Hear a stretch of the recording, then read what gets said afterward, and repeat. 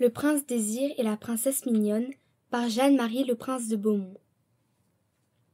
Il y avait une fois un roi qui aimait passionnément une princesse. Mais elle ne pouvait se marier parce qu'elle était ensorcelée. Il alla trouver une fée pour savoir comment il devait faire pour être aimé de cette princesse.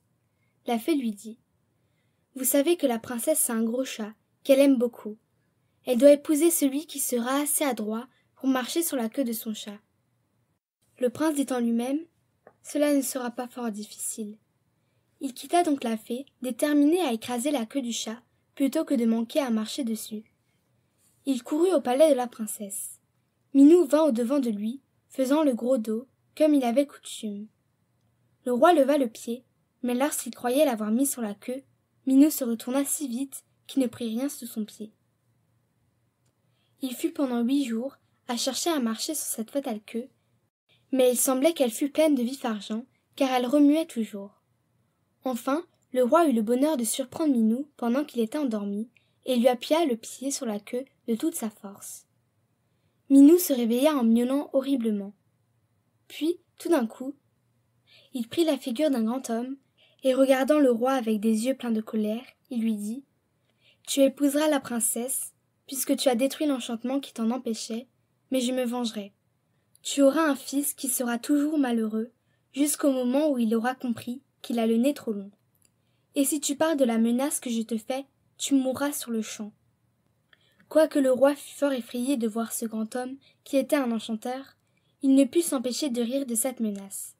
« Si mon fils a le nez trop long, dit-il en lui-même, à moins qu'il ne soit aveugle ou manchot, il pourra toujours le voir ou le tâter. » L'enchanteur ayant disparu, le roi alla trouver la princesse, qui consentit à l'épouser. Mais il ne vécut pas longtemps avec elle, et mourut au bout de 8 mois. Un mois après, la reine mit au monde un petit prince qu'on nomma Désir. Il avait de grands yeux bleus, les plus beaux du monde, une jolie petite bouche, mais son nez était si grand qu'il lui couvrait la moitié du visage. La reine fut inconsolable quand elle vit ce grand nez, mais les dames qui étaient à côté d'elle lui dirent que ce nez n'était pas aussi grand qu'il lui paraissait, que c'était un nez à la romaine et qu'on voyait dans l'histoire que tous les héros avaient un grand nez. La reine qui aimait son fils à la folie fut charmée de ce discours, et, à force de regarder Désir, son nez ne lui parut plus si grand. Le prince fut élevé avec soin, et sitôt qu'il sut parler, on faisait devant lui toutes sortes de mauvais contes sur les personnes qui avaient le nez court. On ne souffrait auprès de lui que ceux dont le nez ressemblait un peu au sien, et les courtisans, pour faire leur cour à la reine et à son fils, tiraient plusieurs fois par jour le nez de leurs petits-enfants pour le faire allonger. Mais ils avaient beau faire, il paraissait camard auprès du prince Désir. Quand il eut l'âge de raison, on lui apprit l'histoire, et quand on lui parlait de quelques grands princes ou de quelques belles princesses, on disait toujours qu'ils avaient le nez long. Toute sa chambre était pleine de tableaux où il y avait de grands nez, et Désir s'accoutuma si bien à regarder la longueur du nez comme une perfection qu'il n'eût pas voulu pour une couronne faire ôter une parcelle du sien. Lorsqu'il eut 20 ans et qu'on pensa à le marier, on lui présenta le portrait de plusieurs princesses. Il fut enchanté de celui de Mignonne. C'était la fille d'un grand roi, et elle devait avoir plusieurs royaumes. Mais Désir n'y pensait seulement pas, tant il était occupé de sa beauté. Cette princesse qu'il trouvait charmante avait pourtant un petit nez retroussé qui faisait le plus joli effet du monde sur son visage, mais qui jeta les courtisans dans le plus grand embarras. Ils avaient pris l'habitude de se moquer des petits nez, et il leur échappait quelquefois de rire de celui de la princesse. Mais Désir n'entendait pas raillerie sur cet article, et il chassa de sa cour 2 courtisans qui avaient osé parler mal du nez de Mignonne. Les autres, devenus sages par cet exemple, se corrigèrent, et il y en eut un qui dit au prince qu'à la vérité un homme ne pouvait pas être aimable sans avoir un grand nez, mais que la beauté des femmes était différente, et qu'un savant, qui parlait grec, lui avait dit qu'il avait lu, dans un vieux manuscrit grec, que la belle Cléopâtre avait le bout du nez retroussé. Le prince fit un présent magnifique à celui qui lui dit cette bonne nouvelle, et il fit partir des ambassadeurs pour aller demander Mignonne en mariage. On la lui accorda, et il fut au-devant d'elle plus de 3 lieues, tant il avait envie de la voir. Mais lorsqu'il s'avançait pour lui baiser la main, on vit descendre l'enchanteur, qui enleva la princesse à ses yeux et le rendit inconsolable. Désir résolut de ne point rentrer dans son royaume, qu'il n'eût retrouvée mignonne. Il ne voulut permettre à aucun de ses courtisans de le suivre, et, étant monté sur un bon cheval, il lui mit la bride sur le col, et lui laissa prendre le chemin qu'il voulut. Le cheval entra dans une grande plaine, où il marcha toute la journée, sans trouver une seule maison. Le maître et l'animal mouraient de faim quand, sur le soir, il vit une caverne où il y avait de la lumière. Il entra et vit une petite vieille qui paraissait avoir plus de 100 ans. Elle mit ses lunettes pour regarder le prince, mais elle fut longtemps sans pouvoir les faire tenir parce que son nez était trop court. Le prince et la fée, car c'en était une, firent chacun un éclat de rire en se regardant et s'écrièrent tous deux en même temps « Ah, quel drôle de nez !»« Pas si drôle que le vôtre, » dit Désir à la fée. « Mais madame, laissons nos nez pour ce qu'ils sont et soyez assez bonne pour me donner quelque chose à manger, car je meurs de faim, aussi bien que mon pauvre cheval. » « De tout mon cœur, lui dit la fée, quoique votre nez soit ridicule, vous n'en êtes pas moins le fils du meilleur de mes amis. J'aimais le roi votre père comme mon frère. Il avait le nez fort bien fait, ce prince. Et que manque-t-il au mien, dit Désir. Oh, il n'y manque rien, au contraire, il n'a que trop d'étoffe. Mais n'importe, on peut être fort honnête homme et avoir le nez trop long. Je vous disais donc que j'étais l'ami de votre père. Il me venait voir souvent, en ce temps-là, et à propos de ce temps-là, savez-vous bien que j'étais fort jolie alors? Il me le disait. Il faut que je vous conte une conversation que nous eûmes ensemble la dernière fois qu'il me vit. Eh, madame, dit Désir, je vous écouterai avec bien du plaisir, quand j'aurai soupé. Pensez, s'il vous plaît, que je n'ai pas mangé d'aujourd'hui. Eh, madame, dit Désir, je vous écouterai avec bien du plaisir, quand j'aurai soupé. Pensez, s'il vous plaît, que je n'ai pas mangé d'aujourd'hui. Le pauvre garçon, dit la fée, il a raison, je n'y pensais pas. Je vais donc vous donner à souper, et pendant que vous mangerez, je vous dirai mon histoire en 4 mots, car je n'aime pas les longs discours. Une langue trop longue est encore plus insupportable qu'un grand nez, et je me souviens, quand j'étais jeune, qu'on m'admirait parce que je n'étais pas une grande parleuse. On le disait à la reine ma mère, car telle que vous me voyez, je suis la fille d'un grand roi.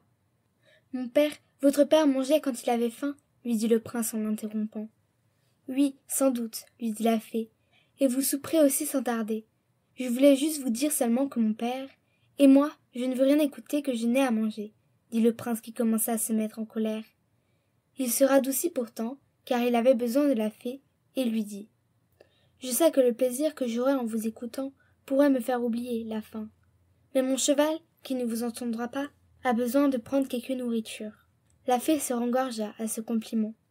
Vous n'attendrez pas davantage, lui dit-elle, en appelant ses domestiques. Vous êtes bien poli, et malgré la grandeur énorme de votre nez, vous êtes fort aimable. Peste soit de la vieille avec mon nez, dit le prince en lui-même. On dirait que ma mère a volé à cette vieille l'étoffe qui manque au sien.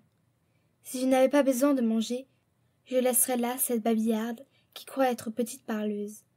Il faut être bien sot pour ne pas connaître ses défauts. Voilà ce que c'est d'être née princesse. Les flatteurs l'ont gâtée et lui ont persuadé qu'elle parlait peu. Pendant que le prince pensait cela, les servantes mettaient la table, et le prince admirait la fée qui leur faisait 1000 questions, seulement pour avoir le plaisir de parler. Il admirait surtout une femme de chambre qui, à propos de tout ce qu'elle voyait, louait sa princesse sur sa discrétion. Parbleu, pensait-il en mangeant, je suis charmé d'être venu d'ici. Cet exemple me fait voir combien j'ai fait sagement de ne pas écouter les flatteurs. Ces gens-là nous louent effrontément, nous cachent nos défauts, et les changent en perfection. Pour moi, je ne serai jamais leur dupe. Je connais mes défauts, Dieu merci. Le pauvre Désir le croyait bonnement et ne sentait pas que ceux qui avaient loué son nez se moquaient de lui, comme la femme de chambre de la fée se moquait d'elle, car le prince vit qu'elle se tournait de temps en temps pour rire. Quant à lui, il ne disait mot et mangeait de toutes ses forces. « Mon prince, lui dit la fée, quand il commença à être rassasié, tournez-vous un peu, je vous prie.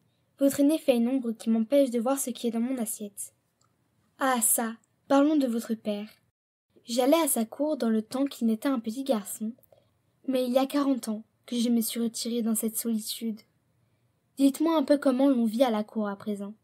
Les dames aiment-elles toujours à courir? De mon temps, on les voyait le même jour à l'assemblée, au spectacle, aux promenades, au bal. Que votre nez est long, je ne puis m'accoutumer à le voir. En vérité, madame, lui répondit Désir, cessez de parler de mon nez. Il est comme il l'est, que vous importe? J'en suis content, je ne voudrais pas qu'il fût plus court. Chacun l'a comme il peut. Oh, je vois bien que cela vous fâche, mon pauvre Désir, dit la fée. Ce n'est pourtant pas mon intention, au contraire, je suis de vos amis, et je veux bien vous rendre service. Mais malgré cela, je ne puis m'empêcher d'être choquée de votre nez. Je ferai pourtant en sorte de ne plus vous en parler. Je m'efforcerai même de penser que vous êtes camard. Quoiqu'à dire la vérité, il y a assez d'étoffe dans ce nez pour en faire 3 raisonnables. Désir, qui avait soupé, s'impatienta si fort des discours sans fin que la fée faisait sur son nez, qu'il se jeta sur son cheval et partit. Il continua son voyage, et partout où il passait, il croyait que tout le monde était fou, parce que tout le monde parlait de son nez. Mais malgré cela, on l'avait si bien accoutumé à s'entendre dire que son nez était beau, qu'il ne put jamais convenir avec lui-même qu'il fût trop long. La vieille fée, qui voulait lui rendre service malgré lui, s'avisa d'enfermer Mignonne dans un palais de cristal, et mit ce palais sur le chemin du prince. Désir, transporté de joie, s'efforça de le casser, mais il n'en put venir à bout. Désespéré, il voulut s'approcher pour parler du moins à la princesse, qui, de son côté, approchait aussi sa main de la glace. Il voulait baiser cette main, mais de quelque côté qu'il se tournât, il ne pouvait y porter la bouche parce que son nez l'en empêchait. Il s'aperçut pour la première fois de son extraordinaire longueur, et, le prenant avec sa main pour le ranger de côté, « Il faut avouer, dit-il, que mon nez est trop long. » Au même moment, le palais de cristal tomba en morceaux, et la vieille qui tenait Mignonne par la main dit au prince, « Avouez que vous m'avez beaucoup d'obligations. J'avais beau vous parler de votre nez, vous n'en auriez jamais reconnu le défaut s'il ne fût devenu un obstacle à ce que vous souhaitiez. C'est ainsi que l'amour-propre nous cache les difformités de notre âme et de notre corps. La raison a beau chercher à nous les dévoiler, nous n'en convenons qu'au moment où ce même amour-propre les trouve contraires à ses intérêts. » Désir, dont le nez était devenu un nez ordinaire, profita de la leçon. Il épousa Mignonne et vécut heureux avec elle un fort grand nombre d'années. Ainsi s'achève Le prince Désir et la princesse Mignonne par Jeanne-Marie le prince de Beaumont.